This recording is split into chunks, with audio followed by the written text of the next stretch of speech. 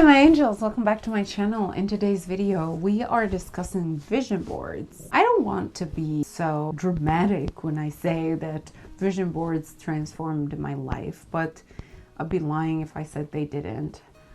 Since 2016, I think the first time I talked about a vision board in my life was in a very old video of me where I bought from IKEA a frame when it opened back home in Egypt.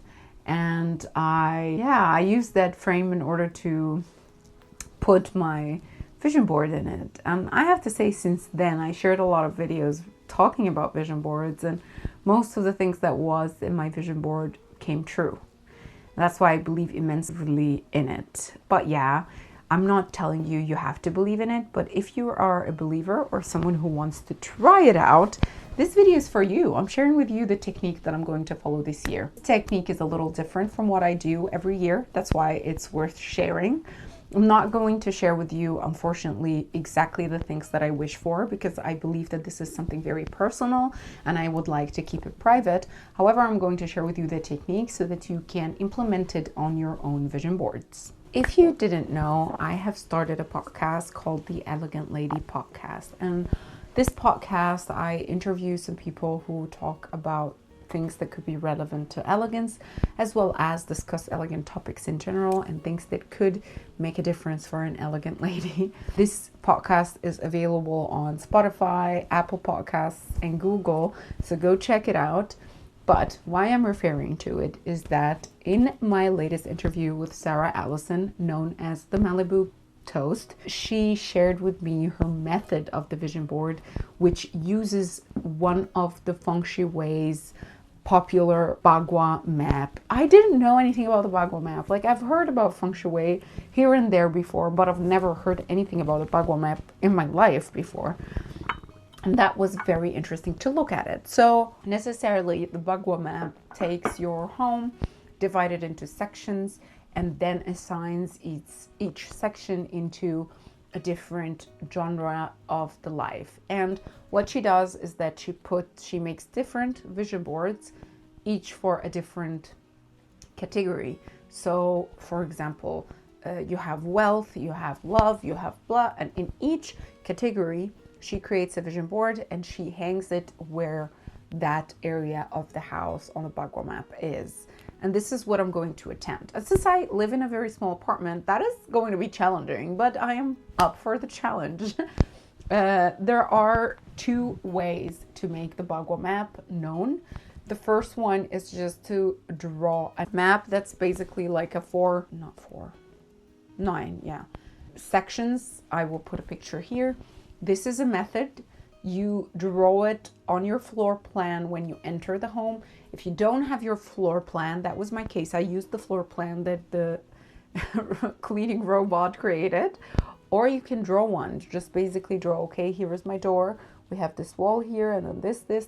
It doesn't have to be up to scale exactly, but it can be just your imagination of which rooms lie where. We want the rough look and feel of your apartment. The other method, which will also need your floor plan, uses more the compass. So it says where the sun rises, certain areas are, and where it sets, other areas are. And what you do is you just open the compass from your phone or anywhere. If you have a physical one, I don't know. You stand from your door and you check it out. And the one with the compass has a different diagram. So those are the two schools. For me, I think I like the school that uses the compass because I think it's more foolproof for me, since if you don't have like a square shaped or a rectangle shaped home, the 9 corners drawing could be challenging to implement on your home. Unlike the one with the compass where you know, okay, this direction is southwest, this direction is this. So this area in that direction is for that thing. I think it's easier to implement in most homes. That's why I would recommend it more. What I simply did, I opened Canva, which is, it's easy to use in that case. I've put the robot drawing of my apartment, and then I added on top of it the diagram. As you can see, diagram, and I made the axis of south, west, east, north, and all of this. So by doing this, I knew which areas are for what, and it's super interesting to see that, because it kind of made me realize, okay, my home, there are certain rooms are full of one area in particular. For example, the bathroom for us is where the love and marriage is, which is pretty interesting. The bedroom is fame for me, and the kitchen is career. The corridor is creativity and people.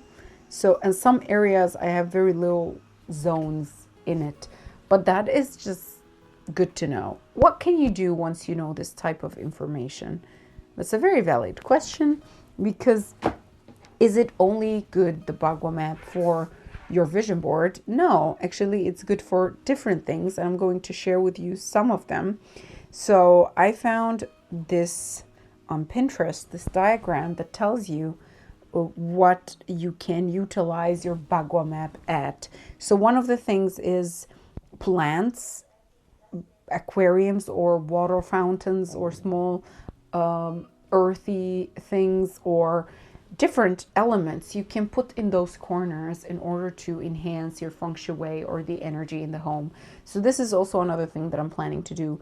For example, when it comes to wealth, the items is wood and trees and plants and flowers, fountains, aquariums, and bowl of water in the wealth sector. So if you put these in the section where you have wealth, you're more prone to have more wealth and health and prosperity. So this year what I'm going to do is I'm going to make the sections of the Bagua map, and I'm going to create vision board for each, and I'm going to hang it as art for each place. This year my vision board is not going to be what I used to do. She said she makes it like art, like collage art, because she doesn't want privately to share that these are her goals. Some goals are very vulnerable and you don't want everyone to know what they are. I think that is also very, very smart. But yeah, I guess, for example, as an example, you can utilize real things. So for example, if you're planning to buy an apartment, just look for where you would like that apartment to be. Put a pin on the maps of the area or neighborhood you wish, and print that picture. Another picture that you can get is, for example, some properties that are available online free in that area, and you can put that.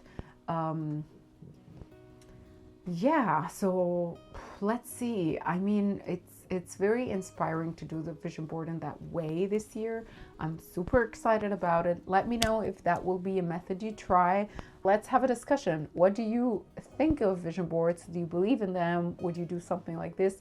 Are you acquainted by Feng Shui? Are you planning to do the Bagua map, even if you don't want to do it for the vision board, but just to enhance your life abundance? I don't know. Just let me know. I'm curious, and I will see you in my next video. Bye.